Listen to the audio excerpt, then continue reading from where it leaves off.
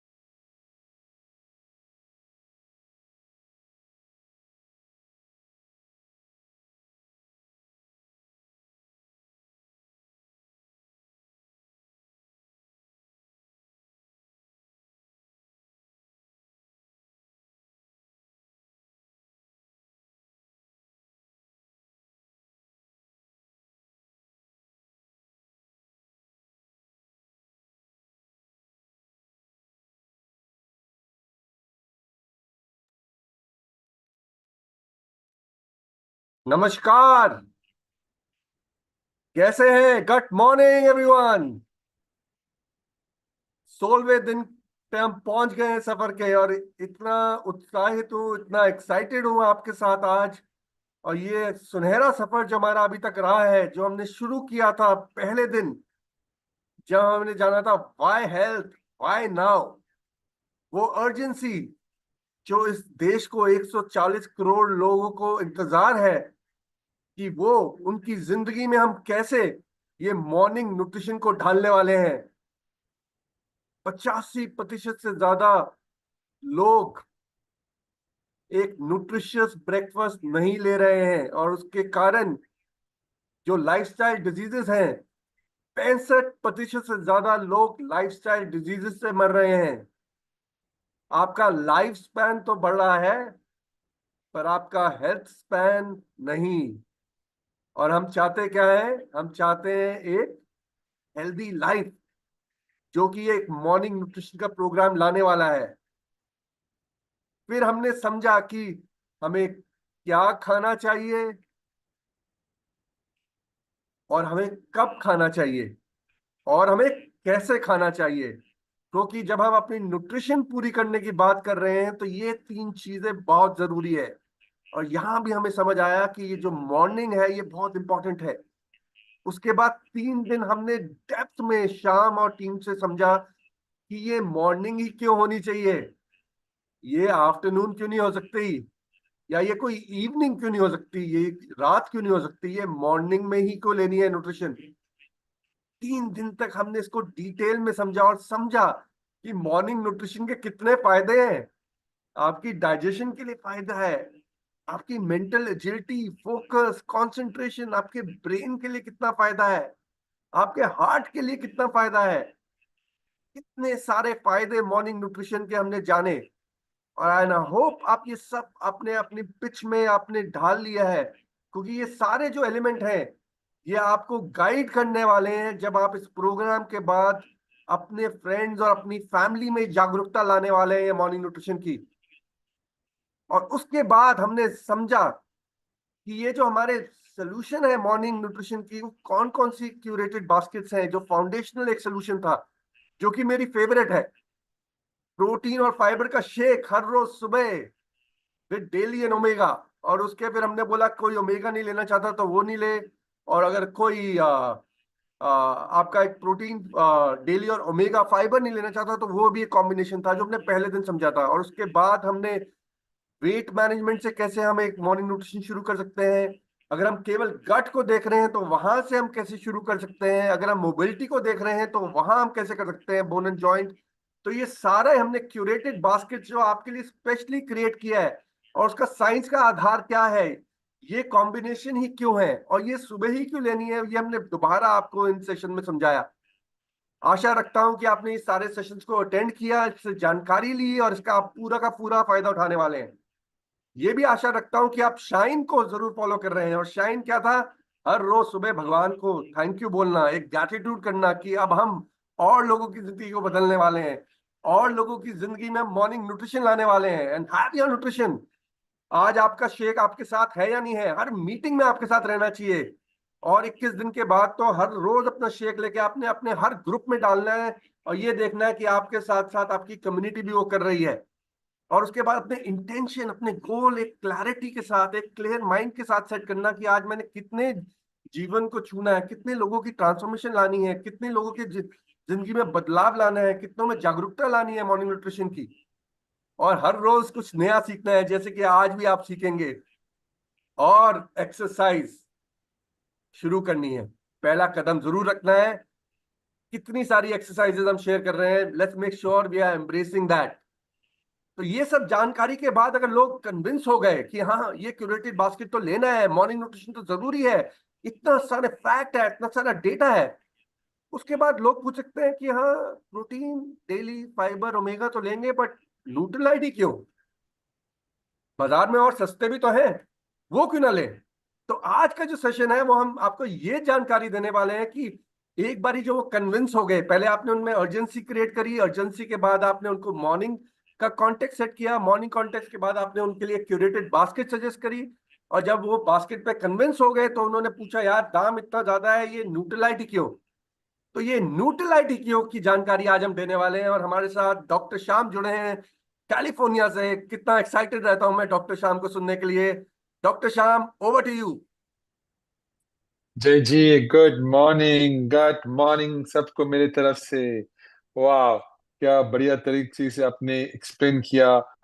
और यही मेरा मेरा अंकल का वही क्वेश्चन था, न्यूट्रलाइट क्यों। मुझे पता है कि डॉक्टर श्याम आप वहाँ काम कर रहे हैं, मुझे पता है, लेकिन क्यों न्यूट्रलाइट।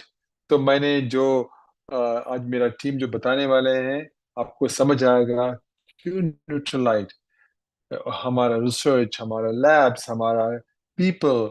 आज तो विवेक है हमारे साथ। वो हमारे एनालिटिकल लैब लीड कर रहे हैं। वो हमारे शाइनिंग स्टार है हमारे इंडिया के लिए और हमारे मार्केट्स के लिए। तो मैं बहुत खुश हूँ कि वो हमारे साथ है, और उनका जानकारी तो बहुत बहुत डीप है। तो ये एक अनोखा व्यक्ति है हमारे साथ, हमारे एक वैज्ञानिक जो सच में सोचते हैं और वो काम भी करते हैं इसी इतनी जोरदार। तो मुझे बहुत पसंद है कि खुश है कि वो आज हमारे साथ में है।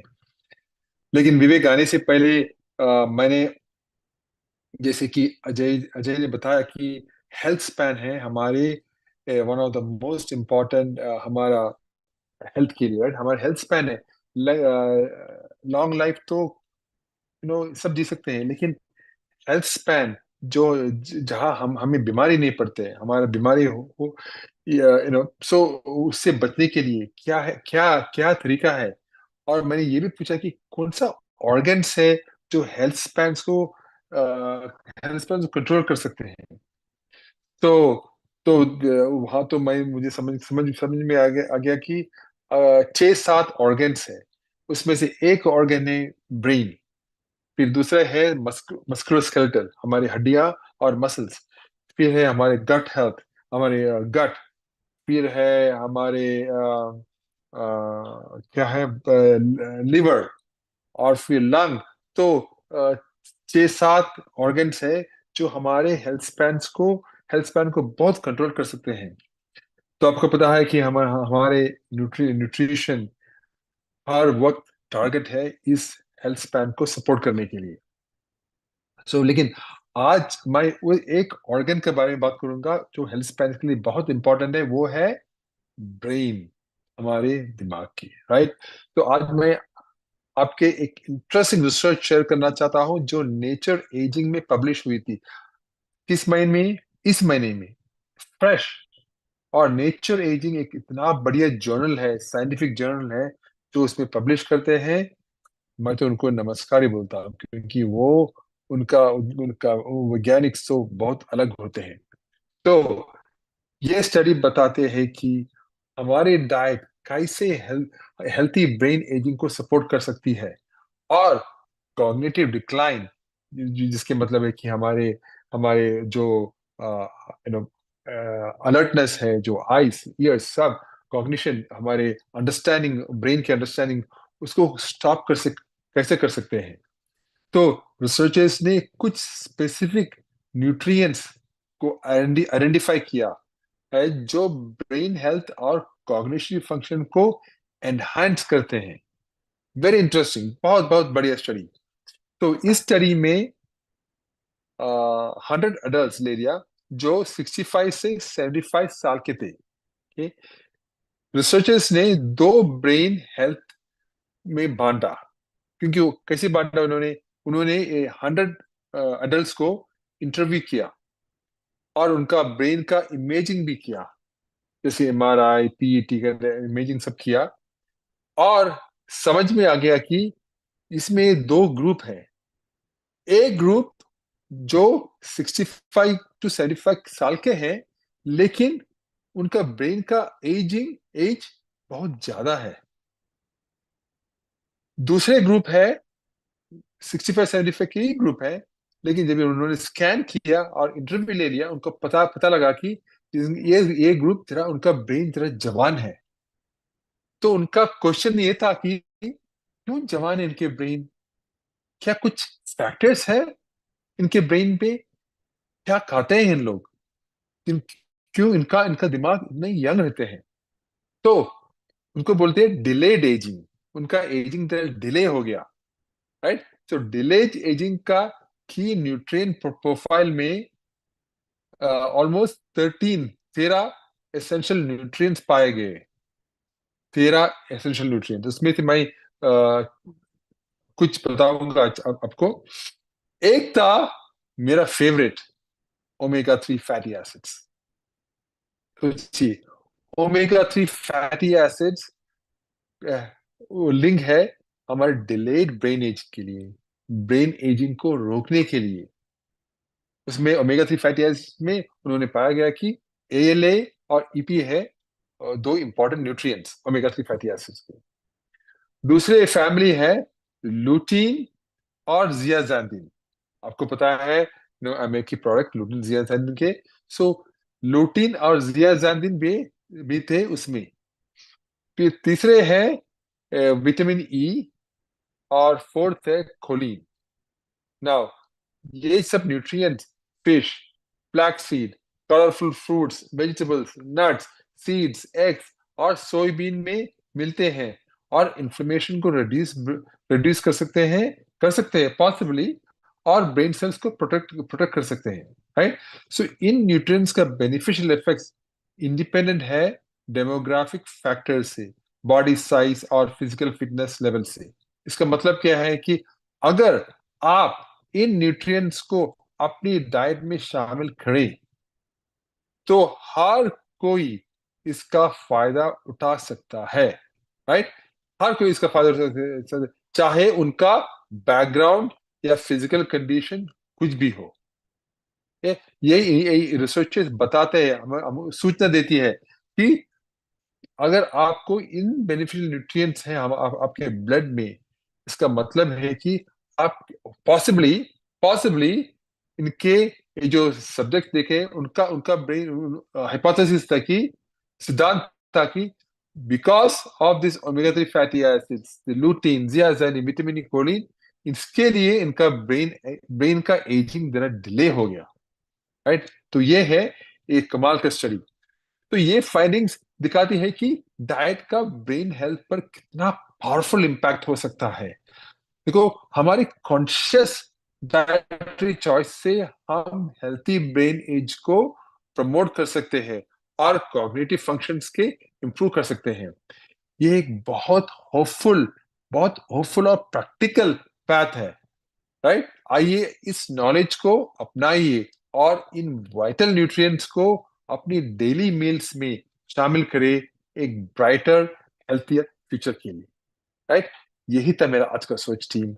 चलिए अब मिलेंगे shining star, one of em a shining star, Vivek Parashar. Vivek, tell us about why Nutrilite, Nutrilite क्यों?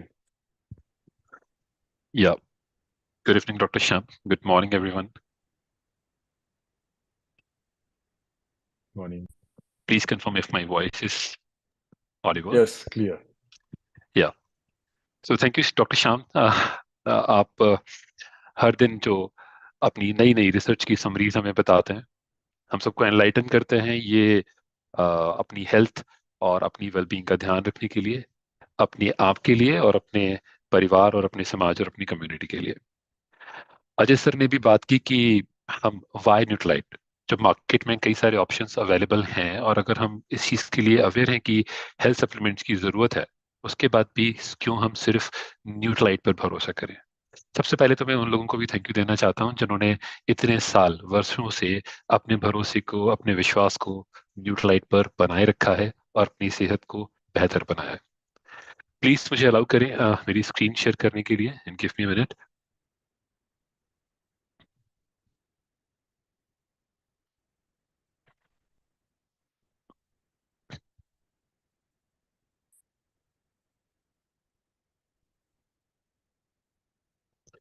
या मोहित, मुझे कंफर्म करें अगर मेरी स्क्रीन दिख रही है आपको तो।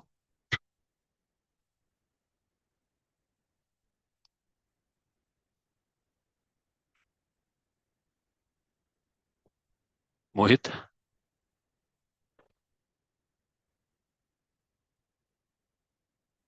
Yes, we can see screen. या हेलो। सो आज का हमारा विषय है वाई न्यूट्रलाइट। पर एक बारी हम न्यूट्रलाइट के बारे में बात करने से पहले कुछ पिछले दिनों को रिवाइज करते हैं। हमने पिछले दिनों में 3 कैटेगरीज पे बात की। सबसे पहली कैटेगरी कि सर्काडियन रिदम क्या होती है, क्रोनोबायोलॉजी क्या होती है, कैसे हमारी दिनचर्या सुबह से शुरू होकर शाम को खत्म होती है और हमारी बॉडी के हार्मोन्स, हमारी बॉडी के ऑर्गन्स, पूरी मेटाबॉलिक रिदम दिन और सन की लाइट और रात के साथ चलती है, स्लो डाउन होती है, फास्ट पेस पे जाती है। सेकेंड कैटेगरी थी जहां पे हमने मैक्रोमोलिक्यूल्स एंड माइक्रोमोलिक्यूल्स जो कि न्यूट्रिशंस कहलाते हैं उनके बारे में बात की। तो मैक्रोमोलिक्यूल्स क्या क्या होते हैं? Fat content, fibre content, protein content, carbohydrates. जो मॉलिक्यूल्स आपको ज्यादा मात्रा में शरीर में चाहिए होते हैं अपनी वेलबींग के लिए, वो कहलाते हैं मैक्रोमोलिक्यूल्स।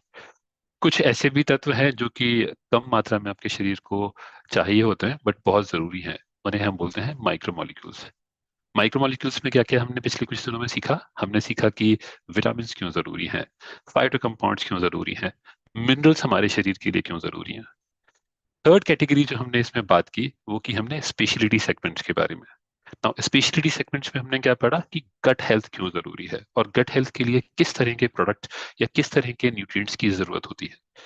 सेकंड हमने पढ़ा हार्ट के बारे में या बोन्स के बारे में। हमने कई सारी कैटेगरीज के बारे में समझा और ये भी जाना कि क्यों इनका हमारे लिए बेहतर होना जरूरी है और ऐसे कौन से न्यूट्रिएंट्स हैं या वो मैक्रो या माइक्रो वो हमारे शरीर की इन स्पेशलिटी सेगमेंट कैटेगरीज को सपोर्ट करते हैं।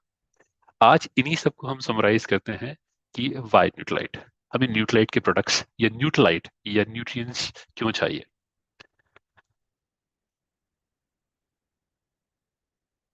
Just give me a minute, there is a glitch I believe.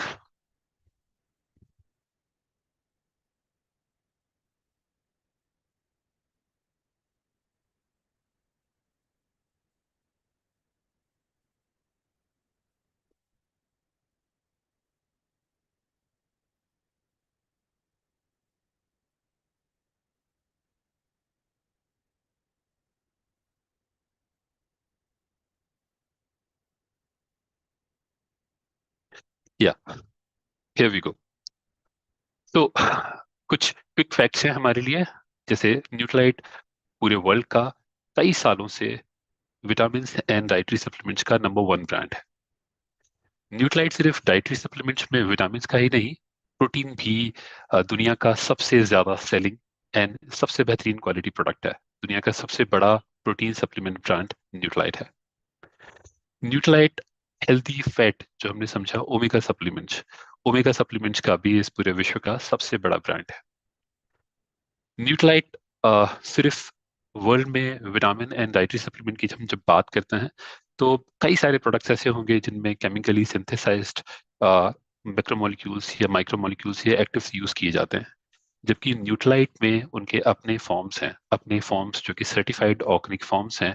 वहां से इंग्रेडिएंट्स का सिलेक्शन करते हैं, इनको कल्टीवेट करते हैं, हार्वेस्ट करते हैं, और तब जाकर वो उनके एक्सट्रैक्ट या उनके एक्टिव कंपाउंड्स को अपने प्रोडक्ट्स में यूज करते हैं। इसीलिए वो बनते हैं दुनिया के सबसे बेहतरीन प्रोडक्ट्स, दुनिया का सबसे बेहतरीन ब्रांड। बट क्या यही एक वजह होनी चाहिए मुझे न्यूट्रलाइट प्रोडक्ट कंज्यूम करने के लिए? क्या दुनिया में और अलग कैटेगरीज में नंबर नंबर वन ब्रांड्स नहीं है? जैसे फोन में दुनिया का एक सबसे बेहतरीन फोन का ब्रांड होगा, या कार्स में there can be very good brand, shoes में दुनिया का एक नंबर वन ब्रांड हो सकता है। तो जस्ट बिकॉज की दुनिया में कई सारी डिफरेंट कमोडिटीज में एक नंबर वन ब्रांड है जो दुनिया का सबसे बड़ा ब्रांड है, क्या जस्ट बिकॉज वो एक रीजन हो सकता है मेरे लिए उन प्रोडक्ट्स को कंज्यूम करने का या उन प्रोडक्ट्स पे रिलाई करने का? सो इसको समझते हैं और बेहतर साइंटिफिक रिसर्चेस के रिजल्ट्स को एक बार रिव्यू करते हैं। पहला सवाल जो मैं आपसे पूछना चाहता हूँ, और आप अपने चैट बॉक्स में मुझे इसके बारे में बताएं, कि क्या आप सभी लोग अपने दिन में बैलेंस्ड डाइट लेते हैं? बैलेंस डाइट को लेकर आपने समझा हुआ है कि जिसमें लगभग 150 ग्राम फ्रूट्स हैं, लगभग 90 ग्राम पल्सेस हैं, लगभग 30 ग्राम नट्स हैं, जिसमें लगभग 240 ग्राम सीरियल्स होते हैं, और लगभग 350 ग्राम के आसपास वेजिटेबल्स होते हैं। प्लीज एक बार मुझे चैट बॉक्स में जरूर बताएं कि क्या आप अपनी दिनचर्या में, रोजमर्रा में, आप ये हेल्थ डाइटरी कंप्लाइंसेस को मीट करते हैं।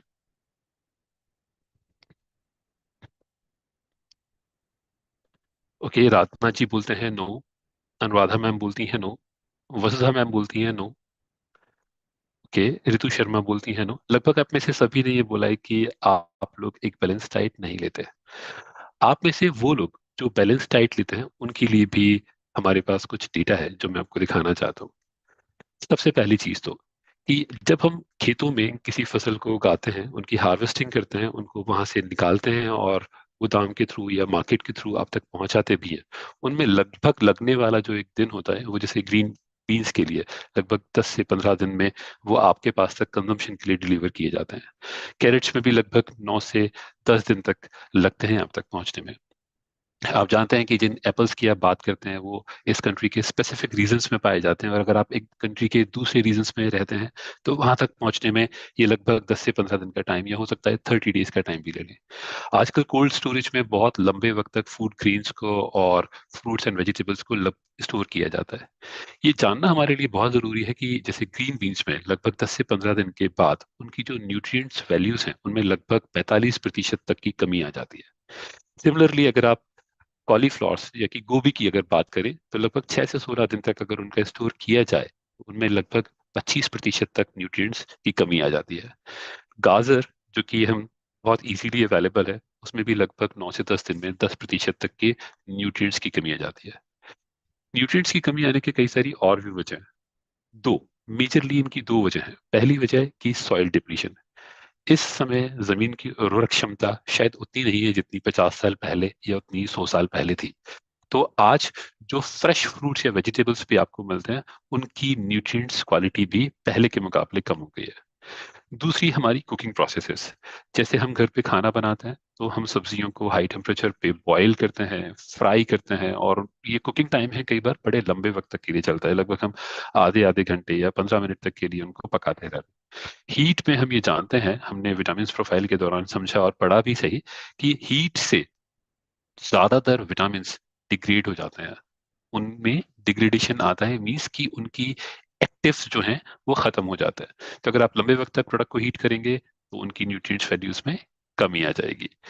अगर आप कुकिंग टाइम आपका लंबे वक्त तक है, तो लंबे वक्त तक कुकिंग करने से भी क्या होता है, आपके जो न्यूट्रिएंट्स हैं वो आपके खाने में खत्म हो जाते हैं। थर्ड थिंग, कई सारे विटामिन ऐसे हैं, जैसे विटामिन सी और बी की हमने बात की, ये वाटर सॉल्युबल होते हैं। तो अगर ये पानी में घुलते हैं, कई बार हम सब्जियां काटकर, फल काटकर पानी में भी रखते हैं, और पानी के अलावा हम इनको अलग अलग तरह से हाइड्रेटेड सिचुएशंस में यूज करते हैं, उस समय भी कई सारे विटामिन जो हैं वो माइग्रेट होकर प्रोडक्ट से वाटर के थ्रू वॉश आउट हो जाते हैं। तो एनीवे, जब हम पहले ही स्टोरेज कंडीशंस में हमने न्यूट्रिएंट्स लॉस कर दिए, फिर हमारी खाने की विधियों के थ्रू हमने न्यूट्रिएंट लॉस कर दिया, तो जो हमें खाने के दौरान जो न्यूट्रिएंट्स मिलते हैं वो डेटा बड़ा ही सरप्राइजिंग है। ये स्टडी, एक एनालिटिकल कम्युनिटी ने जब ये स्टडी की तो उसने पाया कि बने हुए खाने में या पके हुए खाने में जो विटामिन प्रोफाइल्स हैं, लगभग 75%, 75% ऑफ विटामिन खाना बनाने की प्रक्रिया के दौरान खत्म हो गए। मिनरल्स जो कि इन जनरल बहुत स्टेबल माने जाते हैं, जिन पे कि ह्यूमिडिटी का या टेम्परेचर का या ऑक्सीडेशन का बहुत ज्यादा फर्क नहीं पड़ता, ऑक्सीडेशन होता है बट उतना भी फास्ट नहीं, बट खाना बनाने की प्रक्रिया के दौरान ये पाया गया कि लगभग 54% मिनरल्स भी टाइम के साथ खत्म हो गए।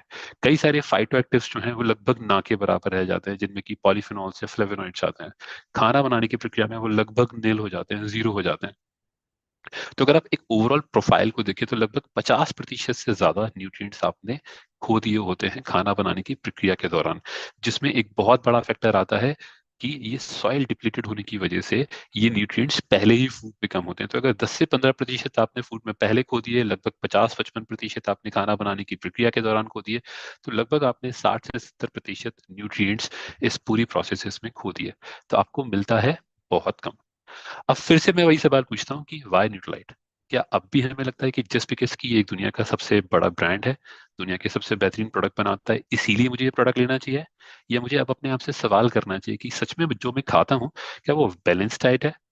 बैलेंस डाइट के अलावा मुझे ये भी जानना होगा कि इवन जो, अगर मैं कंसीडर करके चलता हूँ कि ये एक बैलेंस्ड डाइट है, तभी भी जो प्रोसेसेस मैं अप्लाई करता हूँ मेरे खाने बनाने के लिए, क्या वो सच में मुझे इन द एंड जाकर पूरी न्यूट्रिएंट रिच प्रोफाइल देते हैं?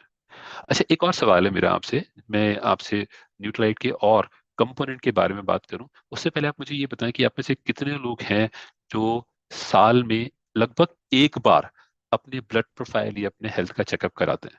साथ में मुझे ये भी बताएं कि कितने प्रतिशत लोग, आपको लगता है कि लगभग कितने प्रतिशत लोग भारत में ऐसे हैं जो लगभग साल में एक बार अपने ब्लड की प्रोफाइलिंग या अपने कंप्लीट हेल्थ चेकअप कराते हैं? प्लीज, मैं आपके आंसर्स का, रिस्पॉन्सेज का वेट कर रहा हूँ। अपने YouTube कमेंट सेक्शन में जाके मुझे बताइए।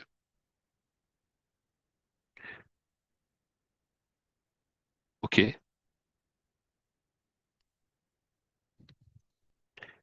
नैन्सी लिखते हैं नो।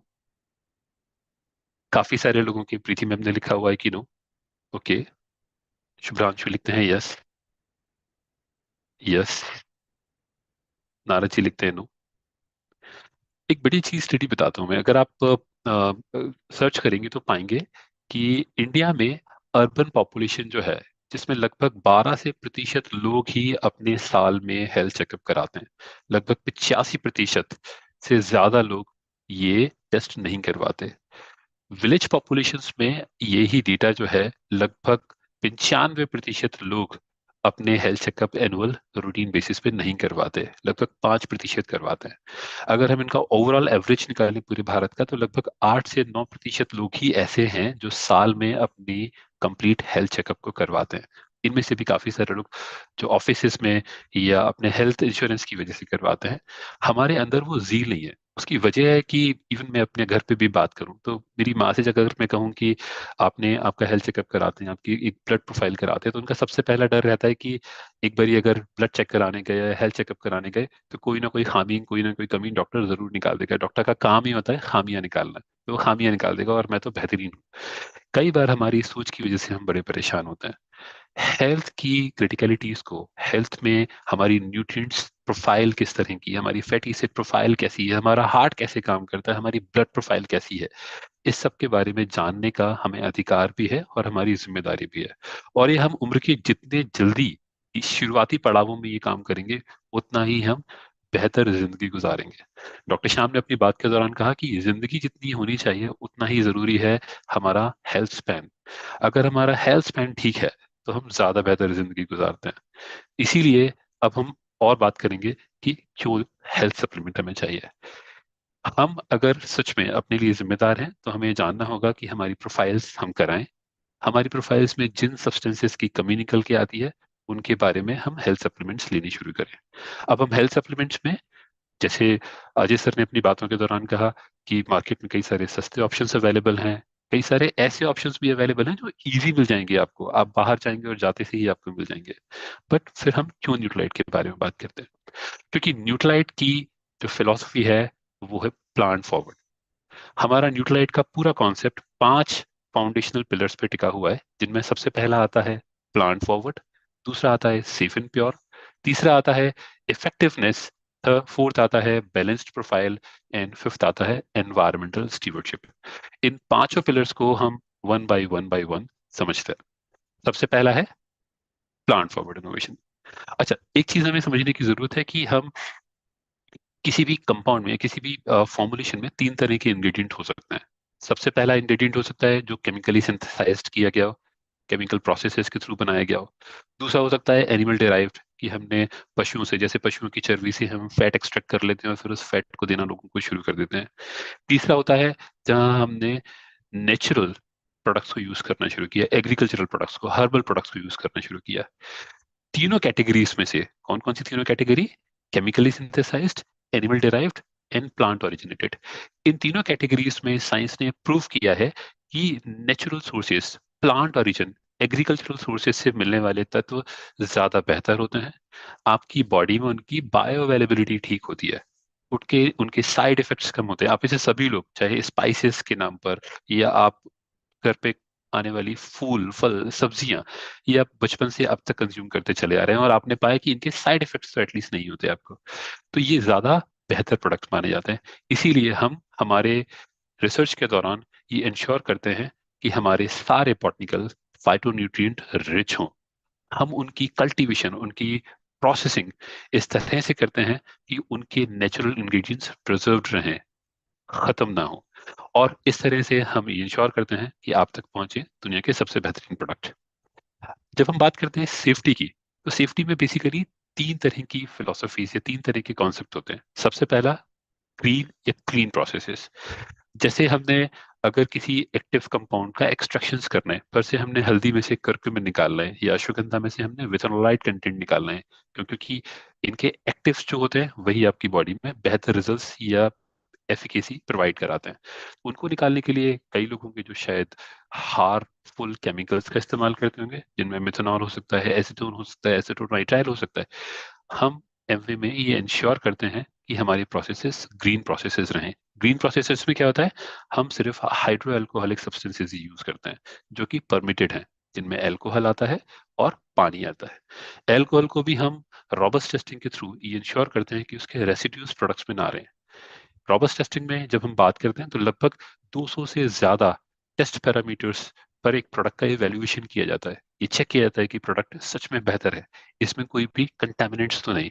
कौन कौन से कंटामिनेंट्स होते हैं? अफ्लाटॉक्सिन्स हो सकते हैं, माइकोटॉक्सिन्स हो सकते हैं, पेस्टिसाइड्स हो सकते हैं, एंटीबायोटिक्स हो सकते हैं, नॉट्स हो सकते हैं। तो ये लगभग 200 टेस्ट पैरामीटर कंडक्ट करने के बाद हम ये इंश्योर करते हैं कि आपके प्रोडक्ट्स सारे कंटामिनेंट से फ्री हैं। अगला पॉइंट है, या अगला पिलर है इफेक्टिवनेस। कोई भी प्रोडक्ट की एफिकेसी स्टेब्लिश कब की जा सकती है?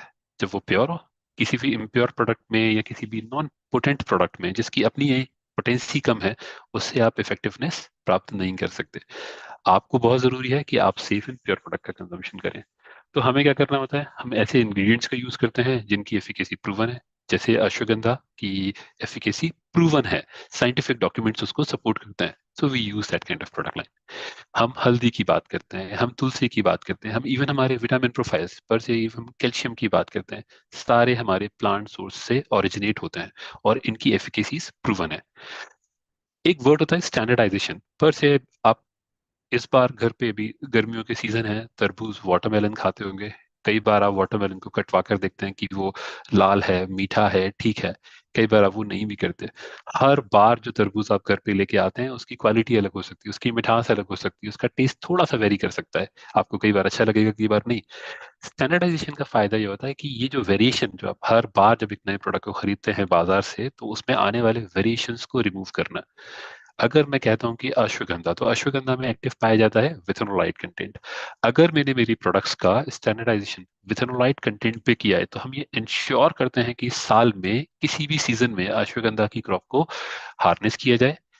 इंडिया के या दुनिया के किसी भी रीजन से जब हम अश्वगंधा की रूट या उसके एक्सट्रैक्ट को लेकर आए, उसमें पाया जाने वाला विथेनोलाइट कंटेंट सेम हो, उसका कॉन्सेंट्रेशन वेरी ना करे, उसके सेफ्टी एस्पेक्ट्स बरकरार रखें। इस पूरी प्रोसेस को कहते हैं हम स्टैंडर्डाइजेशन। और इसको हम कैसे करते हैं, साइंटिफिकली वैलिडेटेड डोजेस बनाकर भी। जैसे हमें पता होता है कि हम किसी कंपाउंड का कितना कॉन्सेंट्रेशन लें, पर से हम हमारे क्लेम्स में बात करते हैं कि अगर आप एक तुलसी की टैबलेट में, तुलसी में पाया जाने वाला उर्सोलिक एसिड, अगर आप उर्सोलिक एसिड को कंज्यूम करना चाहते हैं हेल्थ बेनिफिट के लिए, तो लगभग आपको 4 mg के आसपास उसे पर डे कंज्यूम करना पड़ता है। और उर्सोलिक एसिड की क्वांटिटी जितनी पाई जाती है तुलसी में, अगर उसके हिसाब से कैलकुलेट करें, तो लगभग आपको 100 तुलसी की पत्तियों की जरूरत होगी उतने हेल्थ बेनिफिट्स पाने के लिए। तो जब हम प्रोडक्ट स्टैंडर्डाइज करते हैं, ये इंश्योर करते हैं कि इसके डोजेस इफेक्टिव हों, शरीर में जाकर ये आपको वो फायदे, वो बेनिफिट्स पहुंचाएं। फोर्थ पिलर है बैलेंस प्रोफाइल। इसका बड़ा रोल है एक्चुअली। जैसे दुनिया की हर एक कंट्री में वहाँ की कंप्लाइंस होती है। कंप्लाइंस यूजुअली वहाँ की रेगुलेटरी बॉडी डिफाइन करती है। इंडिया में फूड या हेल्थ सप्लीमेंट को रेगुलेट करता है एफएसएसआई। एफएसएसआई ने आईसीएमआर के साथ मिलके जो आरडीए है, हमारे रिकमेंडेड डेली अलाउंसेस, कि हमें लगभग कितना माइक्रोन्यूट्रिएंट्स या कितना मैक्रोन्यूट्रिएंट्स, कितने न्यूट्रिशन हमें चाहिए दिन में, उनकी एक लिस्ट निकल के आती है। तो हम ये इंश्योर करते हैं कि हमारे हर प्रोडक्ट्स में एक्टिव्स जो हैं वो आरडीए रिक्वायरमेंट को मीट करते हो। सेकेंड वन थिंग, कई बार प्रोडक्ट्स को लंबे वक्त तक प्रिजर्व करने के लिए, उसकी एफिकेसी बनाए रखने के लिए लोग आर्टिफिशियल, या उसकी सुंदरता और टेस्ट को बढ़ाए रखने के लिए लोग artificial flavours, artificial colours, artificial sweeteners and preservatives add करते हैं। जबकि न्यूट्रलाइट प्रोडक्ट क्राइटेरिया में हम ये इंश्योर करते हैं कि ये यूज ना किए जाएं। हमारे हर एक प्रोडक्ट फ्री होते हैं artificial colours, flavours, sweeteners and preservatives से। और ये रिच होते हैं फंक्शनल इंग्रेडिएंट्स में। फंक्शनल इंग्रेडिएंट्स लाइक, जैसे अश्वगंधा में विथेनोलाइट, तुलसी में ओरसोलिक एसिड, हल्दी में कर्क्यूमिनॉइड्स। जब कंपाउंड फंक्शनल इंग्रेडिएंट्स में रिच होता है, तभी वो बनती है एक बैलेंस प्रोफाइल।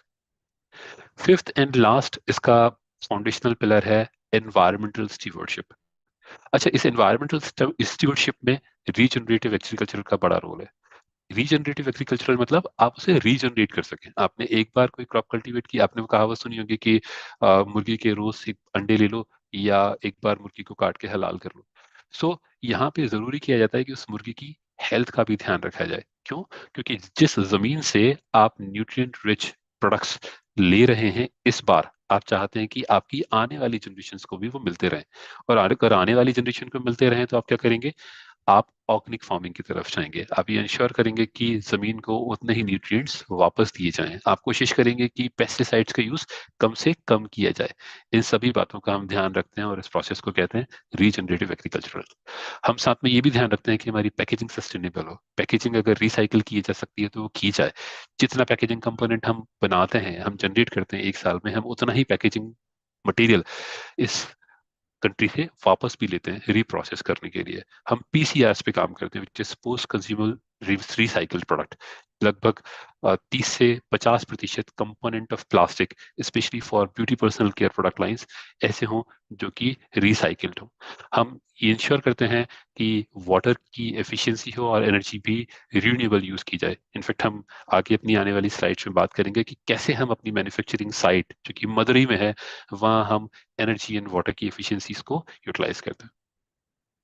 एक और सवाल है मेरा आपसे, समझने के बाद इन 5 फाउंडेशनल पिलर्स को, कि आप क्या आप जानते हैं जब आप मार्केट से कोई भी प्रोडक्ट लेते हैं, सब्जी खरीदते हैं या किसी भी प्रोडक्ट को लेते हैं, तो आप उसकी कंप्लीट ट्रेसेबिलिटी को जानते हैं? क्या आप जानते हैं कि ये कहाँ बना, कैसे बना, कहाँ से इसकी उत्पत्ति हुई?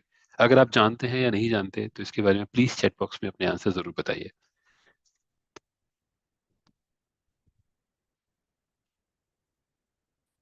Okay, I am waiting for the responses.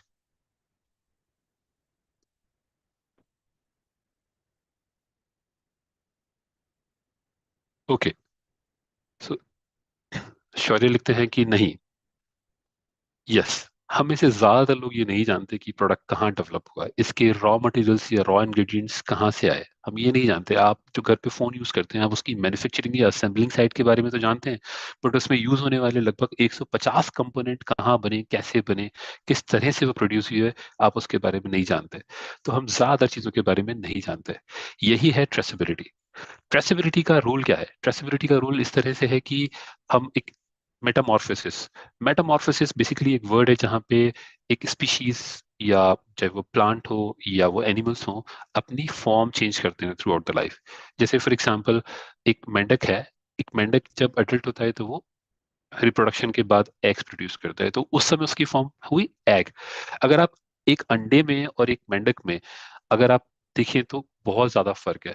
जिसको एक पूरी मेटामॉर्फोसिस लाइफ साइकिल के बारे में नहीं पता, वो शायद इस बात को लेके, आप किसी बच्चे से पूछेंगे तो वो शायद इस बात को लेके बड़ा सरप्राइज रहेगा कि क्या ये सच में यही अंडा बाद में जाके मेंढक बनने वाला है, या इसी तरह से एक पूरी लाइफ साइकिल कंप्लीट होती है। तो यही एग बाद में टेडपोल्स बनाते हैं, जिनमें देखो आप विंग्स नहीं होंगे, जिनमें पैर नहीं होंगे, बट ये जब और एडवांस स्टेजेस पे जाते हैं तो इनके थोड़े थोड़े पैर निकलने शुरू होते हैं। जब ये फ्रॉकलेट बनाते हैं तब इनमें एक नया डेवलपमेंट होता है, उस समय इनकी टेल भी होती है। बाद में इनकी टेल खत्म हो जाती है और ये एक अडल्ट फ्रॉक में कन्वर्ट हो जाते हैं। ये जो पूरी प्रोसेस है, ये पूरी प्रोसेस समहाउ प्रकृति ने बहुत अच्छे से बैलेंस की है। इसमें एक भी वेरिएशन अगर हो तो ये पूरी प्रोसेस शायद कंप्लीट ना हो पाए। एग से टेडपोल का बनना, टेडपोल टेडपोल से फ्रॉकलेट का बनना, फ्रॉकलेट से मेंढक का बनना, इस प्रोसेस में 0% मैनिपुलेशन या 0% एरर्स आती हैं। इसी वजह से ये प्रोसेस सालों साल, सदियों से वैसी ही चल रही है, एग से मेंढक का प्रोडक्शन। बट एग्रीकल्चरल प्रोडक्ट्स में क्या ये पॉसिबिलिटी है? The answer is no. Why no? Because 3 processes ऐसी हैं जहां पे मेटामॉर्फोसिस के चांसेस कम होते हैं। जैसे पहली प्रोसेस सीड, सीड से हमने छोटा सा पौधा, पौधे से बड़ा पौधा। ये इग्निशिया का एक एग्जांपल हम यहाँ पे लेके समझते हैं। ये शुरुआत की 3 स्टेजेस, पौधे का बनना तक मेटामॉर्फोसिस नेचर रेगुलेट करती है। सो ये लगभग 30%, लगभग 25 से 30% प्रोसेस नेचर रेगुलेट करती है। उसकी बाद की प्रोसेसेस जो है वो मैन ड्रिवन प्रोसेस है। जैसे इग्निशिया से उसकी रूट्स को निकालना, उनकी रूट्स को फाइन पाउडर में कन्वर्ट करना, अगर उसमें से एसेंशियल ऑयल्स निकालने तो एसेंशियल ऑयल्स का सेपरेशन, उसमें से पाउडर बनाना, इन पाउडर से फिर टैबलेट बनाना, ये सारे प्रोसेसेस मैन मेड प्रोसेसेस हैं जिनमें ह्यूमन इंटरवेंशंस हैं, लोग मशीनरीज के थ्रू करते हैं। क्या यहाँ पे गड़बड़ हो सकती है? Yes, man made errors, equipment made errors हो सकती हैं, और अगर किसी भी स्टेज पर अगर कोई एरर होती है तो हमारी पूरी प्रोसेसेस खराब हो जाती है। It's like just boom, it's blast. ये जो प्रोसेसेस हैं, इन प्रोसेस का स्ट्रिंजेंट होना, इन प्रोसेसेस का बिल्कुल रेगुलेशंस के मुताबिक फॉलो होना बहुत जरूरी है, अदरवाइज आप कभी भी प्रोडक्ट्स को बना नहीं पाएंगे। यही बातों का ध्यान हम रखते हैं हमारी न्यूट्रलाइट क्राइटेरियाज में। न्यूट्रलाइट क्राइटेरियाज में हम ये इंश्योर करते हैं हर एक स्टेजेस पर क्वालिटी चेक लगाकर। क्वालिटी चेक्स क्या होते हैं? पर से यहाँ पे अगर मैं इग्निशिया से रूट्स लूँ तो मेरे पास रूट्स के स्टैंडर्डाइजेशन होंगे कि रूट्स की क्वालिटी किस तरह की होनी चाहिए, ये कंटामिनेंट्स फ्री होने चाहिए, इनमें पार्टिकुलेट मैटर तो नहीं है, इनका पाउडर है तो पाउडर का साइज क्या होना चाहिए, इसमें कंटामिनेशन तो नहीं है। ऑयल कैसा होना चाहिए, ऑयल के एक्टिव कैसे होने चाहिए, उन सभी का स्टैंडर्डाइजेशन और उन सभी का क्वांटिफिकेशन हम हर स्टेज पे करते हैं। और इसी तरह से हम इंश्योर करते हैं प्रोडक्ट की कंप्लीट ट्रेसेबिलिटी। एक और एग्जांपल बताता हूँ मैं आपको अश्वगंधा का। अश्वगंधा के बारे में कहा जाता है कि अश्वगंधा अगर किसी ट्रॉपिकल रीजन से, जहाँ पे गर्मियाँ ज्यादा हो और पानी कम हो, वहां से निकाला जाए तो बहुत अच्छा होता है। क्योंकि अश्वगंधा की रूट्स गहराई तक पानी की खोज में जाती हैं, और जब वो नीचे पानी की खोज में जाती हैं तो वो कंडेंस होती जाती हैं, क्योंकि उनमें पानी कम होता है तो वो डेंस होती जाती हैं, उनका कॉन्सेंट्रेशन बढ़ता जाता है। जैसे जैसे उनका कॉन्सेंट्रेशन बढ़ता जाता है, अश्वगंधा में पाया जाने वाला एक एक्टिव विथेनोलाइट कंटेंट का कॉन्सेंट्रेशन भी बढ़ता जाता है, और इन अश्वगंधा की एफिकेसी ज्यादा होती है। पॉसिबिलिटीज क्या है कि आप अश्वगंधा का पूरा प्लांट लें, सुखाएं और उसको पीस के पाउडर बना दें, या सिर्फ अश्वगंधा की रूट को लें और उनसे ही आप एक पाउडर या उनसे ही एक्सट्रैक्ट बना के प्रोडक्ट बनाएं। एक और भी है जहां पे आप पत्तियां और बाकी और प्लांट्स, फ्रूट्स, सभी चीजें यूज कर सकते हैं। इन तीनों में अगर हम देखें तो सबसे ज्यादा अश्वगंधा की एफिकेसी, सबसे ज्यादा प्योरिटी कहाँ निकल के आएगी? अश्वगंधा का एक्टिव पाया जाता है उसकी जड़ों में। तो जरूरी है कि जब हम प्रोडक्ट डेवलपमेंट करें तो राइट पार्ट का सिलेक्शन करें, उनको स्टैंडर्डाइज करें। इस स्टैंडर्डाइजेशन को हम करते हैं 3 लेयर टेक्निक से। जैसे आजकल आप देखें तो आपके फोन्स में भी 3 ऑथेंटिफिकेशन प्रोसेसेस होती हैं। पहला, आप अपने फिंगर टिप से फोन ओपन करते हैं। दूसरा, अगर आप कोई बैंक ट्रांजेक्शन भी करने वाले हैं तो वहां पे भी आप एक पासवर्ड करेंगे। ट्रांजेक्शन के दौरान भी आपके पास एक पहले ओटीपी आएगा, आप ओटीपी से वेरीफाई करेंगे, तब जाके आप कि वो ट्रांजेक्शन होंगे। तो ये सेफ्टी एंड सिक्योरिटीज के लिए जिस तरह से आपने लगभग एक तीन three model 3 layer protection technique आपने डेवलप की होती है, इसी तरह की 3 लेयर डेवलपमेंट टेक्निक्स या 3 layers of techniques for the quantification and estimation हम लोग यूज करते हैं। ये कौन कौन सी है? नंबर 1 इज माइक्रोस्कोपिक एवेल्युएशन, और second one is DNA fingerprinting, third one is HPTLC and HPLC. ये टेक्निक्स कैसे काम करती हैं? पर से किसी भी कंपाउंड में 2 तरह के मार्कर होते हैं, एक होता है बायो मार्कर, एक होता है एनालिटिकल मार्कर। जैसे ह्यूमंस, तो अगर मैं अपनी बात करूं तो मेरे चाहे हेयर फॉलिकल्स हो या मेरे नाखून हो या मेरी स्किन हो या मेरा ब्लड हो, सभी का डीएनए लगभग एक ही होगा। तो डीएनए अगर मेरा स्टैंडर्ड, मेरे मेरे अपने आप का रेफरेंस डीएनए अवेलेबल है, और कल को कोई भी सैंपल इस पूरी दुनिया से निकाला जाए तो भी आप ये चेक करके बता सकते हैं कि ये डीएनए मेरे डीएनए से मैच करता है कि नहीं करता। डीएनए फिंगरप्रिंटिंग इसी तरह से दुनिया की हर स्पीशीज का एक डीएनए फिंगरप्रिंटिंग होता है, जो उसके बायोलॉजिकल एक्टिव्स पे डिपेंड करता है। तो हम ये इंश्योर करते हैं कि डीएनए फिंगरप्रिंटिंग की जाए। Second one thing, DNA fingerprinting में भी अगर मैं अपने आप की बात करूं तो मेरा डीएनए तो मैच करेगा, बट आप ये कभी नहीं बता पाओगे कि ये डीएनए आपने मेरी स्किन से लिया था या ब्लड से लिया था या नेल्स से लिया था या हेयर से लिया था। ये जानने के लिए जरूरी है कि हम माइक्रोस्कोपिक इवेल्युएशंस भी करें। माइक्रोस्कोप में अगर आप मेरे हेयर फॉलिकल को या स्किन फॉलिकल को रखोगे तो आप समझ जाओगे कि ये किस पार्ट से लिया गया है। ऐसे ही माइक्रोस्कोपिक प्रोफाइलिंग्स हमें किसी भी प्लांट के या किसी भी एग्रीकल्चरल प्रोडक्ट के बारे में ये बताता है कि कौन सा पार्ट हमने यूज किया है। थर्ड, और जो कि सबसे क्रिटिकल और सबसे एडवांस टेक्निक है, वो है HPTLC and HPLC fingerprinting, which is called as high pressure liquid chromatography and high pressure thin layer chromatography. ये बहुत एडवांस इक्विपमेंट हैं जो सीएफआर कंप्लाइंट होते हैं। CFR is code of federal regulations, जहाँ पे कंप्लीट ऑडिट ट्रेल भी manage की जाती है। ये इक्विपमेंट टेस्टिंग के दौरान हमें बताते हैं कॉन्सेंट्रेशन ऑफ एक्टिव पर से। अगेन मैं दोबारा से अश्वगंधा का एग्जांपल लेना चाहूंगा जिसमें हमने बात की विथेनोलाइट कंटेंट की। तो विथेनोलाइट कंटेंट को जब हम टेस्ट करेंगे एचपीएलसी पे, एचपीटीएलसी पे, तो इसमें जितनी भी इंप्योरिटीज होंगी, सारी इंप्योरिटीज को ये सेपरेट आउट करके बताएगा कि आपका कंपाउंड कितना प्योर है, इसका कितनी पोटेंसी है। तो ये 3 layer of quantification, 3 layer of identification हम लोग यूज करते हैं हमारे हर एक प्रोडक्ट को स्टैंडर्डाइज करने के लिए। इसी ट्रेसेबिलिटी की और अगर हम बात करें तो ये क्यों जरूरी है? इस ट्रेसेबिलिटी में बेसिकली 3 और कंपोनेंट आते हैं। जैसे जो न्यूट्रलाइट प्रोडक्ट्स हैं या न्यूट्रलाइट फॉर्म्स हैं, न्यूट्रलाइट फॉर्म्स में हम न्यूट्रलाइट प्रोडक्ट क्राइटेरिया के थ्रू ये तीनों स्टेप फॉलो करते हैं। बट हम हमारे फॉर्म्स के अलावा पर से कई सारे हर्बल इंग्रेडिएंट्स, कई सारे बॉटनिकल्स ऐसे होंगे जो शायद यूएस में या ब्राजील में पाए जाने हमारे हमारे फॉर्म्स में नहीं होते होंगे। इसलिए नहीं कि वो हो नहीं सकते, इसलिए क्योंकि उनकी बेहतरीन क्वालिटी हो सकता है दुनिया के किसी और देश में हो। जैसे हम बात करते हैं कि संतरे नागपुर में बेहतर होते हैं, एप्पल शिमला में बेहतर होते हैं। तो ये जानना बहुत जरूरी है कि दुनिया के किस ज्योग्राफी में कोई कंपाउंड बेहतर ग्रो करेगा। और इसी आइडेंटिफिकेशन के साथ हमने पाया कि हमें कई सारे और भी बाकी फॉर्म्स के साथ या अच्छे किसानों के साथ कोलैबोरेट करना होगा, जिसे हम न्यूट्रीसर्ट के थ्रू करते हैं। न्यूट्रीसर्ट हमारी एक सर्टिफिकेशन प्रोग्राम है जिसके बारे में हम अगली स्लाइड्स में बात करेंगे। बट हम इंश्योर करते हैं कि हमारे कोलैबोरेशन फॉर्म्स में भी, हमारे थर्ड पार्टी फॉर्म्स में भी, जहां से हम इंग्रेडिएंट्स अगर खरीदते हैं कोई, वहां पे न्यूट्रीसर्ट ऑडिट्स किए जाएं, उनकी हर एक स्टेप की डॉक्यूमेंटेशन के थ्रू ट्रेसेबिलिटी रखी जाए। इसके लिए हमारे यहाँ एक डेडिकेटेड फंक्शन है जिसको हम ASQP बोलते हैं, सप्लायर क्वालिफिकेशन प्रोग्राम। हम हमारे हर एक सप्लायर की साइट का ऑडिट करके, उनकी प्रोसेसेस को ऑडिट करके, उनकी मैन्युफैक्चरिंग साइट का ऑडिट करके ये इंश्योर करते हैं कि सारी प्रोसेसेस फॉलो की गई हैं। पहले प्रोसेसेस ट्रांसफर करना जो स्टैंडर्डाइज या डेवलप्ड प्रोसेस है, बाद में उन प्रोसेस का इम्प्लीमेंटेशन एंड कंटिन्यूस फॉलो। ये तीनों चीजें हमारे ऑडिट के दौरान हम इंश्योर करते हैं। अब समझते हैं न्यूट्रीसर्ट को। अभी हमने जिक्र किया कि हम जब थर्ड पार्टी फॉर्म्स के साथ काम करते हैं तो हम न्यूट्रीसर्ट सर्टिफिकेशन पे जाते हैं। एक फैक्ट जो मैं आपको बताना चाहता हूँ कि न्यूट्रलाइट के लगभग 6000 एकड़ फॉर्म्स हैं इस दुनिया में, 6000 एकड़ फॉर्म्स। बट हमारा वर्ल्ड डिमांड जो है प्रोडक्शंस की, या वर्ल्ड में जितना कंजम्पशन होता है उस पूरी रिक्वायरमेंट को मीट करने के लिए, उसी के साथ ये भी कि दुनिया के किस क्षेत्र में कौन से फाइटो कंपाउंड्स या बॉटनिकल बेहतर तरह से उपजाए जा सकते हैं, उस ज्योग्राफी को समझते हुए भी हमने दुनिया के कई सारे एरियाज में कई किसानों के साथ पार्टनरशिप की है। और इस पार्टनरशिप में उनकी पूरी प्रोसेसेस को रेगुलेट करने का काम हम न्यूट्रीसर्ट सर्टिफिकेशन के थ्रू करते हैं। ये न्यूट्रीसर्ट एक्चुअली एक टर्म है जिसे एक सर्टिफिकेशन बॉडी जिसका नाम है इकोसर्ट, जो कि फ्रांस में है, उसने डेवलप किया। कैसे किया है इसको भी समझते हैं।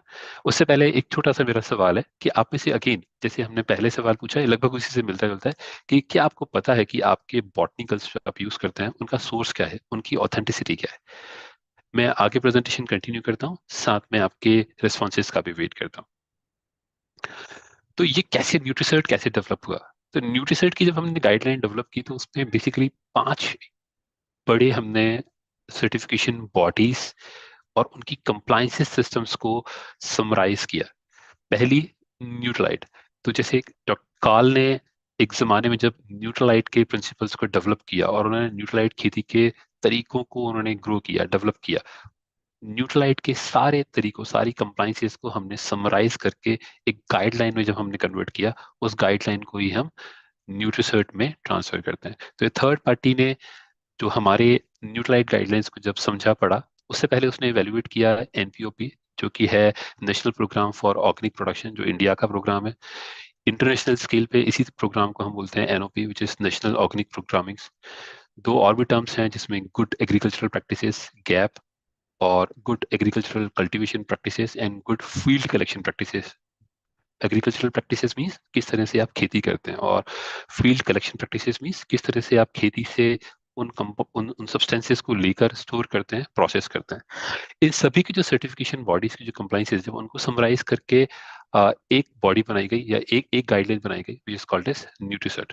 ये न्यूट्रीसर्ट के थ्रू फिर हम हमारे वेंडर साइट्स पे या कोलैबोरेटेड फॉर्म्स पर ऑडिट कंडक्ट करते हैं, उनकी प्रोसेस को रेगुलेट करते हैं। तो that's how the Nutricert is developed.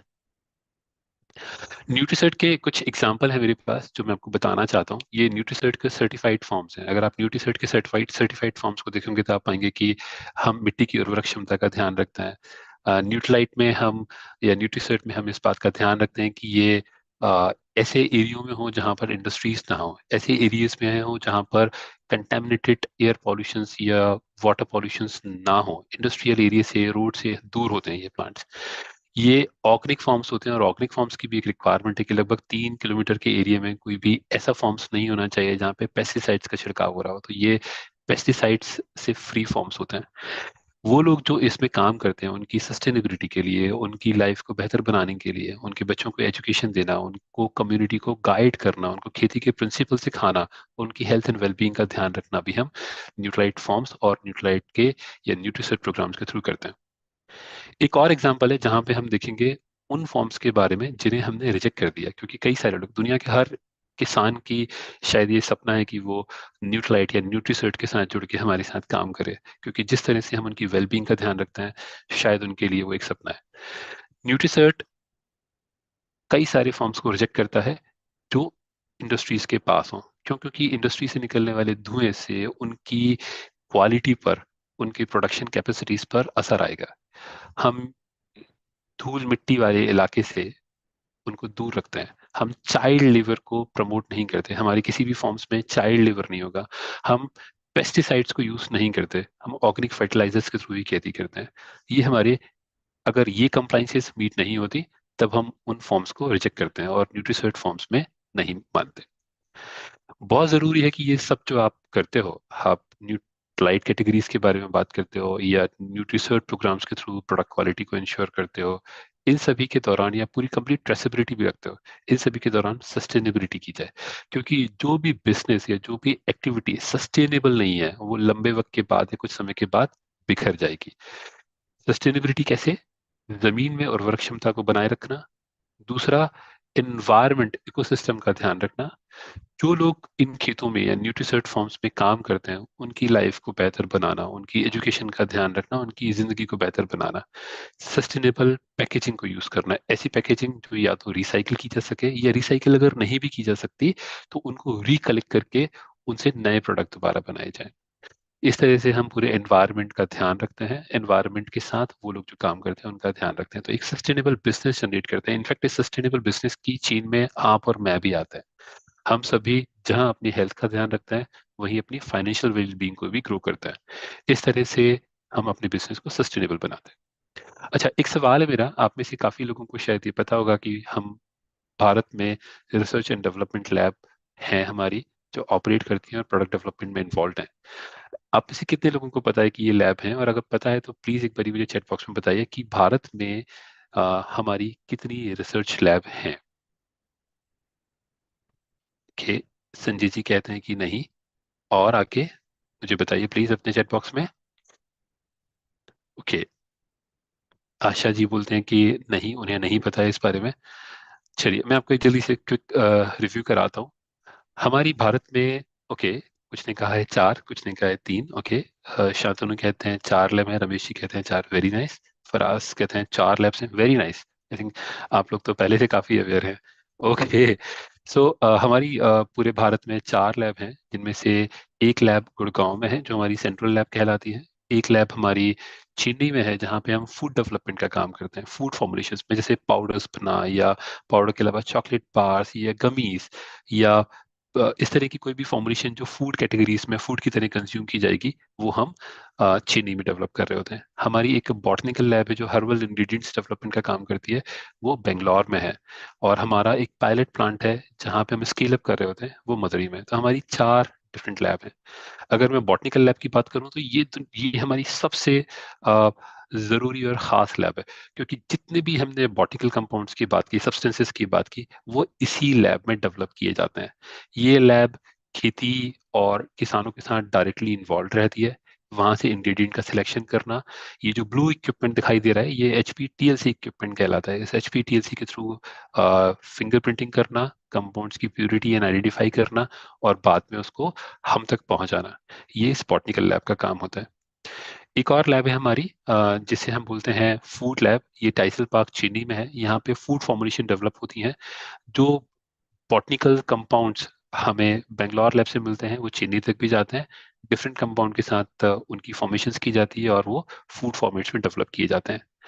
हमारी एक लैब जो है वो, जिसमें कि जो गुड़गांव में है, जिसमें ब्यूटी पर्सनल केयर प्रोडक्ट्स भी बनते हैं, जैसे आर्टिस्ट्री की अगर आप बात करें, या सॉलिड डोसेज फॉर्मुलेशंस जैसे आप डेली प्लस की बात करें, ये सारे प्रोडक्ट्स डेवलप हमारी गुड़गांव लैब में किए गए। जिसमें एक ये जो फर्स्ट इक्विपमेंट है, दिस इज बायलेयर इक्विपमेंट। ये दुनिया का सबसे एडवांस इक्विपमेंट है जो 2 लेयर वाली टेबलेट भी बनाता है, जैसी है हमारी डेली प्लस टेबलेट। हमारा एक और, जब ये सारी तीनों लैब मिलकर जब बॉटनिकल इंग्रेडिएंट्स बने, या फूड फॉर्मेशंस डेवलप हुए, या सॉलिड डोसेज फॉर्मुलेशन डेवलप हुए, इन्हीं को लैब स्केल से बहुत बड़े स्केल पे, कमर्शियल स्केल तक ले जाने के लिए हमारे पास एक और फैसिलिटी है जो मदुरई में है, जो ब्रिज की तरह काम करती है कमर्शियल प्रोडक्शंस और डेवलपमेंट। उसे हम बोलते हैं पायलट प्लांट। तो पायलट प्लांट का काम होता है स्केल अप करना, बड़े स्केल पे वही बनाना। जैसे घर पे आप में से कई लोग खाना बनाते हैं 5 लोगों का या हार्डली 10 लोगों का, बट अगर मैं बोलूँ कि कल आपको एक बारात का खाना बनाना है जिसमें 500 लोग आने वाले, तो शायद आपका हिसाब खराब हो जाएगा। तो स्केल अप करना मतलब जब बड़े स्केल पर आप उसी प्रोडक्शन को लेकर जाते हैं, तो वो काम पायलट प्लांट लैब में होता है। एक और लैब जो गुड़गांव में है वो है एनालिटिकल लैब। एनालिटिकल लैब में हमारे पास दुनिया के सबसे हाई एंड इक्विपमेंट है। ये एक CFR कंप्लाइंट इक्विपमेंट है, वर्ल्ड के सबसे बेहतरीन इक्विपमेंट है। इनका काम होता है रॉ मटेरियल्स जो कि बॉटनिकल हो या केमिकल हो उनको टेस्ट करना, उनकी क्वालिटी को इंश्योर करना, और जब रॉ मटेरियल्स क्वालिफाइड हो, उनकी क्वालिटी बेहतरीन हो, तभी वो फर्दर फॉर्मुलेशंस में यूज किए जाते हैं फिनिश प्रोडक्ट। और जब फिनिश प्रोडक्ट भी बनता है तो फिनिश प्रोडक्ट की भी टेस्टिंग की जाती है। हमने पहले भी बात की कि हम लगभग 200 से ज्यादा टेस्ट पैरामीटर कंडक्ट करते हैं हर प्रोडक्ट की सेफ्टी एंड क्वालिटी स्टैब्लिश करने के लिए। ये काम करती है एनालिटिकल लैब। और मैं बहुत ही खुशकिस्मत हूँ कि मैं एनालिटिकल लैब में काम करता हूँ और एक एनालिटिकल रिसर्च एंड डेवलपमेंट का हिस्सा हूँ। एक और फंक्शन है जिसके बारे में शायद आप लोग जानते नहीं, वो है हमारा क्लिनिकल क्लिनिकल लैब, जो कि रेगुलेटेड एनवायरनमेंट में उसकी उसके ऑपरेशंस होते हैं। तो हमारे पास एक बहुत ही सशक्त टीम है। आपने पिछले कुछ दिनों में क्लिनिकल टीम से काफ़ी सारी बातें सुनी है, समझी हैं, जिनमें डॉक्टर परिणी जी से लीड करती हैं। इवन हमारी जितनी भी प्रेजेंटेशंस हैं, चाहे वो वाई न्यूट्रलाइट के दौरान हो या मॉर्निंग न्यूट्रिशन के दौरान हो, लगभग हर प्रेजेंटेशंस में मिलने वाला कंटेंट हमें वहीं से मिलता है। ये लोग ह्यूमंस पर क्लिनिकल ट्रायल्स करते हैं और प्रोडक्ट की एफिकेसी डिफाइन करते हैं पूरे इंडिया में, चाहे वो एम्स हो या IIT मद्रास हो। बड़े बड़े रिसर्च इंस्टीट्यूट के साथ ये कोलैबोरेट करके बहुत बड़े स्केल पे क्लिनिकल रिसर्च करते हैं ताकि ये इंश्योर कर सकें कि आप तक पहुंचने वाले प्रोडक्ट इफेक्टिव प्रोडक्ट्स हैं। जब यही सारा काम लेब स्केल पे हो जाता है, पायलट प्लांट पे हो जाता है, तो बहुत बड़े स्केल कमर्शियल स्केल पे बनाने के लिए हमें बहुत ही बड़ा कमर्शियल प्लांट चाहिए। ये कमर्शियल प्लांट भी हमारा मदुरई में है। ये एक state of the art he facility है जो लगभग 600 करोड़ रुपए के इन्वेस्टमेंट से बनाई गई। इसमें लगभग 100% पानी रिसाइकिल किया जाता है। इसमें यूज होने वाली एनर्जी में से लगभग 50% एनर्जी रीन्यूएबल सोर्सेज से आती है। तो जब हम बात करते हैं एनवायरमेंटल सस्टेनेबिलिटी की, जब हम बात करते हैं एक बेहतर एनवायरनमेंट क्रिएट करने की, हम अपनी एक्शंस में भी वो रिफ्लेक्ट करते हैं। हमारा वेस्ट मैनेजमेंट ETP के थ्रू होता है, एफ्लुएंट ट्रीटमेंट प्लांट, और वो एफ्लुएंट ट्रीटमेंट प्लांट के बचा बाद बना हुआ पानी हम इंश्योर करते हैं रिसाइकिल किया जाए। इस तरह की हमारी प्रैक्टिसेस हैं। तो अभी हमने इस पूरे सेशंस में समझा कि न्यूट्रलाइट प्रोडक्ट्स क्यों जरूरी हैं, क्यों हमें हेल्थ सप्लीमेंट्स की जरूरत है, और उन हेल्थ सप्लीमेंट्स में भी न्यूट्रलाइट ही क्यों, क्योंकि शायद वो दुनिया का सबसे बेहतरीन प्रोडक्ट्स उसकी क्वालिटी, उसकी एफिकेसी और उससे जुड़ी प्रोसेसेस की वजह से है। साथ में ऐसी कौन सी फैसिलिटीज हैं जहाँ पे इस तरह के प्रोडक्ट्स डेवलप किए जाते हैं और कहाँ पे इनका मैन्युफैक्चरिंग की जाती है। इसी के साथ हम आएंगे हमारे एक रोज के रूटीन हैबिट पर। हम हर दिन एक नई हेल्थी हैबिट की बात करते हैं। आपने अब तक बहुत सारी हैबिट्स पढ़ी की अपने आपको पढ़ाई करनी चाहिए, आपको खाना ऐसे खाना चाहिए, आपको बैठकर पानी पीना चाहिए, आपको मॉर्निंग में खाना खाना चाहिए। आज एक मैं ऐसी बात बताऊंगा जो आपके बहुत काम आएगी। इस बात को आपको हमेशा ध्यान रखना है कि जब भी आप कोई प्रोडक्ट मार्केट से खरीदें तो अपनी हैबिट डेवलप करें उसके लेबल्स को रीड करने की। मैं बहुत ही क्विकली आपको इसके थ्रू करूंगा, इसमें हम बहुत डिटेल्स में शायद ना जाएं, बट आपके पास एटलीस्ट 5 Ws ऐसे हैं जिनके बारे में आपको अवेयर होना चाहिए। सबसे पहली चीज, इसका ब्रांड नेम क्या है, कौन सा ब्रांड आप यूज कर रहे हैं। दूसरी चीज कि what quality dose the product contains, इस प्रोडक्ट में कितना डोज आपको मिलने वाला है। क्या ये डोज जो आपको मिलने वाला है, जो सर्व साइज, 1 टैबलेट एक डोज है या 2 टैबलेट एक डोज है या 1 चम्मच इसका डोज है, तो ये 1 चम्मच डोज क्या आपके लिए सच में जरूरी है, उसके लिए आप जरूर पढ़ें कि कितना है और RDA से उसे मैच करें। थर्ड पॉइंट है वाई टू टेक इट, इसके बेनिफिट्स क्या हैं। अगर मैं बात करूं विटामिन सी की, तो विटामिन सी के बेनिफिट्स क्या हैं, क्या क्या बेनिफिट्स होते हैं, उनको समझने की जरूर कोशिश करें। और मुझे चौथा पॉइंट है कि कब कब ये बना, कब मुझे ये लेना चाहिए, और कब ये एक्सपायर हो रहा है। इन सब के बारे में भी आप अपने प्रोडक्ट पे जरूर देख लें। अगर आपको लगता है कि आपकी विंडो अगले 3 महीने तक इस प्रोडक्ट को खत्म करने की, तो आप ये इंश्योर करें कि एटलीस्ट इस प्रोडक्ट की शेल्फ लाइफ 6 महीने जरूर हो।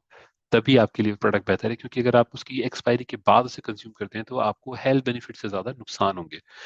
एंड एक और जो सबसे बड़ा वाय है वो है home for indication. This product contains vitamin minerals. ये जो हम बात करते हैं रिकमेंडेड डोज, ये हमें जरूरी है कि किस किस को हम ये प्रोडक्ट दे सकते हैं, किस किस के लिए ये प्रोडक्ट बेहतरीन हो सकते हैं। आपने अपनी रोजमर्रा की दिनचर्या में अपने लोगों से मिलने के बाद आपने ये समझना है, इंश्योर करना है कि किस किस को हेल्थ सप्लीमेंट्स की, किस किस को इन प्रोडक्ट्स की जरूरत है। आप लोगों को अवेयर करें अपने हेल्थ चेकअप्स के लिए, आप लोगों को अवेयर करें ये जानने के लिए कि वो जाने कि उनमें किन चीज़ों की कमी है।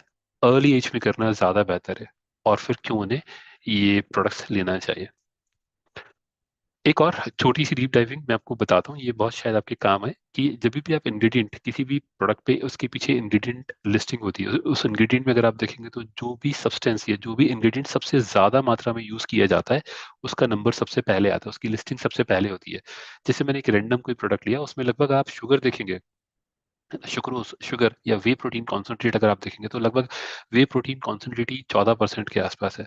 या उसमें अगर नून डेयरी क्रीमर्स की हम बात करेंगे तो लगभग वो 5% के आसपास है। तो जो भी सब्सटेंस उसमें सबसे ज्यादा मात्रा में यूज किया होगा उसकी लिस्टिंग सबसे पहले होगी, और जो सब्सटेंस कम मात्रा में यूज किए होंगे वो धीरे धीरे कम होते जाते हैं। तो ये जरूरी है आप जानें कि इसमें कितने कलर्स मिले हुए हैं, कितने प्रिजर्वेटिव्स मिले हुए हैं। हर एक बार आप अपने इंग्रेडिएंट लेबल को जरूर पढ़ें। जब भी आप 3 प्रोडक्ट्स अपने सामने पाएं तो आप उन तीनों प्रोडक्ट्स के लेबल्स को, उनकी इंग्रेडिएंट लिस्ट को पढ़कर ये समझने की कोशिश करें कि आप एक्चुअली एक्टिव सब्सटेंसेस के साथ साथ और क्या क्या कंज्यूम कर रहे हैं। ये बहुत जरूरी है आपके लिए जानना। एक चीज और है जहां पे हम बात करते हैं कि आप जब आरडीएस की बात करें, परसेंटेज आरडीएस, तो कई बार आप कहेंगे कि ओके मेरे प्रोडक्ट में इतना एमजी विटामिन है, इतना एमसीजी विटामिन डी है। बट आपको ये जरूरी जानना है कि जो भी प्रोडक्ट आप कंज्यूम करते हैं वो आपकी परसेंट आरडीए रिक्वायरमेंट को कितना पूरा करता है।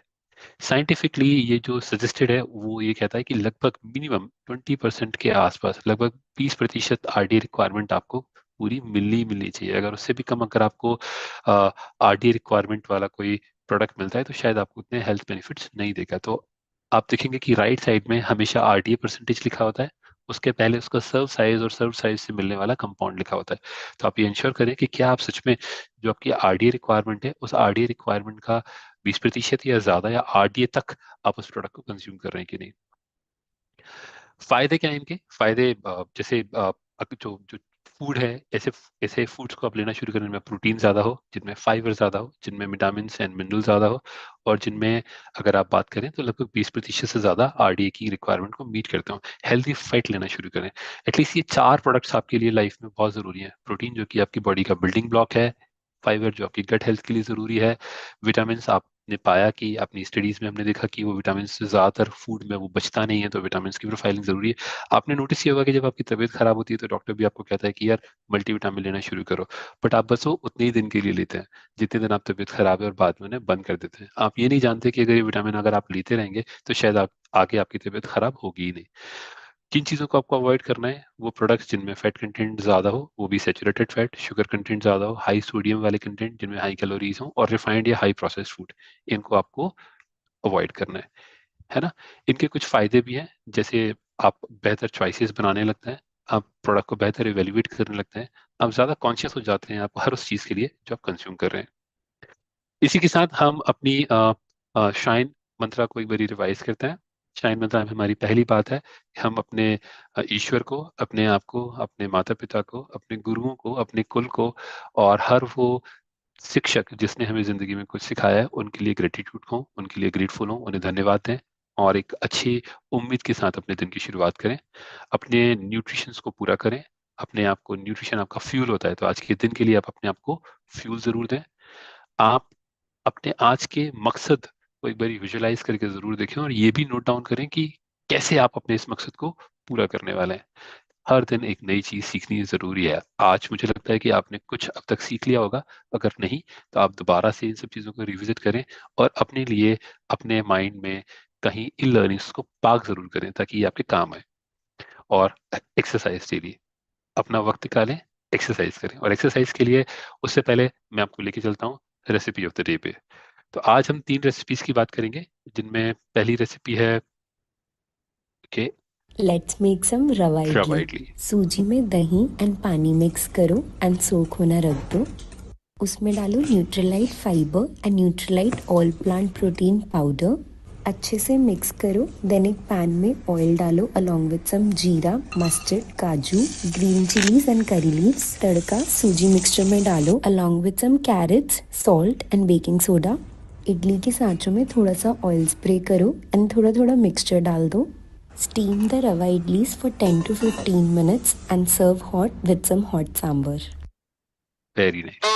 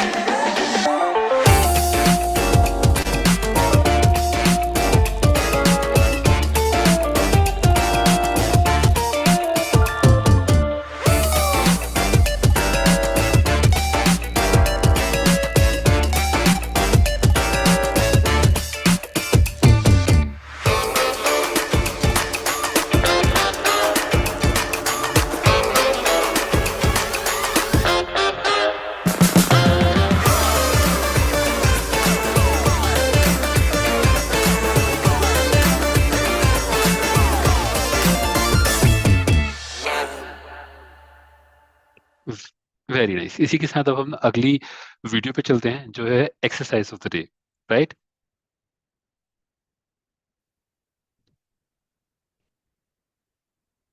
A very happy good morning everyone and today we've got something very interesting for you. आज हम करने वाले हैं सुपरमैन मूवमेंट। यस, कोई केप नहीं चाहिए इसके लिए, ये बहुत ही सिंपल मूवमेंट होने वाला है। इनफैक्ट वो सभी लोग जिनको नीलिंग मूवमेंट से नी में पेन आता है, खड़े हुए मूवमेंट से भी नी में पेन आता है, तो ये मूवमेंट कंप्लीटली मैट पे होने वाली है और इनफैक्ट पेट के बल होने वाली है। तो आप इस मूवमेंट की प्रैक्टिस जरूर करेंगे क्योंकि ये सिंपल दिखने वाली मूवमेंट आपकी पूरी बॉडी में बहुत अच्छे से स्ट्रेंथ और स्टेमिना क्रिएट करती है। So let's get started with our superman pose. और इस पोज के लिए आपको किसी केप की जरूरत नहीं है। इनफैक्ट ये बहुत इफेक्टिव पोज है आपकी बैक को लेंथन और स्ट्रेंथन करने के लिए, उसके साथ साथ आपकी शोल्डर मोबिलिटी के लिए भी बहुत इफेक्टिव है। और वो सभी लोग जिनको अपनी पूरी बॉडी में वीकनेस फील होती है ना, दे फील कि बॉडी में स्ट्रेंथ नहीं है, वो किसी तरह का वर्कआउट नहीं कर सकते, तो आप ये वर्कआउट तो जरूर कर सकते हैं। इसके लिए मैट पे आ जाइए। सबसे पहले इसका बेसिक वर्जन करते हैं। अपने हाथों को आगे की तरफ खींच लीजिए और अपने पंजों को पीछे की तरफ खींच लीजिए। सांस भरते हुए आप अपनी बॉडी को ऊपर उठाएंगे हाथों के साथ, और सांस छोड़ते हुए अपने लेग्स को भी ऊपर उठा लेंगे। तो आपका पूरा का पूरा जो बॉडी है वो सिर्फ आपके नाभि के आसपास की मसल्स पे और आपके लोअर पेल्विक रीजन की मसल्स पे ही एंगेज रहेगा। सो सांस भरते हुए, सांस छोड़ते हुए और होल्ड करके रखेंगे पूरा अच्छे से खींच के। आप जितना ऊपर जा सकते हैं उतना ऊपर भी जाएंगे। कैन यू फील कितना स्ट्रेन आ रहा है आपके ग्लूट्स में, काब्स में, हैमस्ट्रिंग्स में, इनफैक्ट यहां पर आपके शोल्डर्स में भी अच्छे से खींच के। तो ये है हमारा बेसिक वर्जन ऑफ सुपरमैन। इसको थोड़ा और इफेक्टिव करने के लिए आप अपने हाथों को पीछे ले जाकर ऊपर की तरफ भी उठ सकते हैं। ये आपकी अपर बॉडी के लिए बहुत ज्यादा इफेक्टिव है। अगेन होल्ड करके रखेंगे। आपको पोज को होल्ड करना है, सांस को होल्ड नहीं करेंगे। लंबी गहरी सांस भरिए और सांस छोड़िए, सांस भरिए और सांस छोड़िए, और इस तरह से वापस। तो ये सुपरमैन का एक बेसिक वर्जन था। अगर आपको सुपरमैन का मॉडिफाइड वर्जन करना है और आप दोनों हाथ और दोनों लेग्स एक साथ नहीं उठा पा रहे हैं, तो आप single hand and single leg के साथ मूवमेंट करेंगे। In fact opposite hand and opposite leg भी कर सकते हैं। तो दोनों वर्जन्स करते हैं। सबसे पहले लेग्स को नीचे ही रखेंगे, सिर्फ सिंगल हैंड ऊपर उठा के मूवमेंट करेंगे। लंबी गहरी सांस भरेंगे एक हाथ को उठाते हुए, सांस को छोड़ेंगे दूसरे हाथ को ऊपर उठाते हुए। सो लंबी गहरी सांस और फिर दूसरा।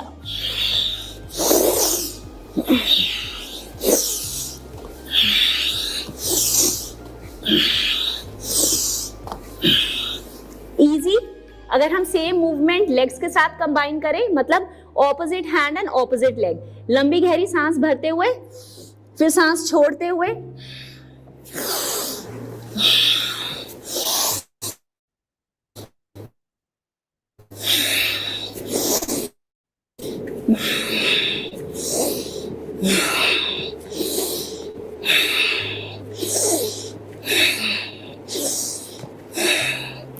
इस तरह से धीरे धीरे आपकी बॉडी में स्ट्रेंथ आ जाएगी और तब आप दोनों हाथों को और दोनों लेग्स को भी इकट्ठे मूव कर सकते हैं। इनफैक्ट इसी में हम कुछ अल्फाबेटिकल मूव करते हैं जो आपकी ओवरऑल अपर बॉडी की स्ट्रेंथ के लिए बहुत अच्छा है। जैसे इस वक्त हमारे हैंड स्ट्रेट हैं और हम ऊपर आ रहे हैं। अगर हम इन हाथों को खोल दें टी फॉर्मेट में, तो ये अल्फाबेट टी बनता है। तो लंबी गहरी सांस भरते हुए ऊपर आ जाएंगे इन द फॉर्मेट टी।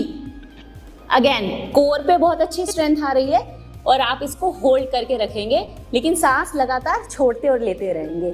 इसी तरह से हम करते हैं W और इसी तरह से हम करते हैं V। ये तीनों के तीनों आपके शोल्डर्स और अपर बॉडी स्ट्रेंथ के लिए बहुत इफेक्टिव पोजेज हैं। So I hope you all enjoyed doing this Superman move with us. It's very effective for your posture, for your core strength, as well as your lower body strength. So please try to add for 3 to 4 times during the week. Keep the number of reps slowly. उसी range को रखिएगा जो range आज comfortable है, but make sure that consistency has to stay, because वो consistency ही आपको results देगी. Keep rocking. तो थैंक यू आप सभी का, बहुत बहुत धन्यवाद इस सेशन में बने रहने के लिए और अपने आप के लिए कमिटेड रहने के लिए, अपनी हेल्थ और अपनी वेलबींग के लिए, अपने और अपने परिवार का ध्यान रखने के लिए। आपका दिन शुभ हो। God bless. धन्यवाद।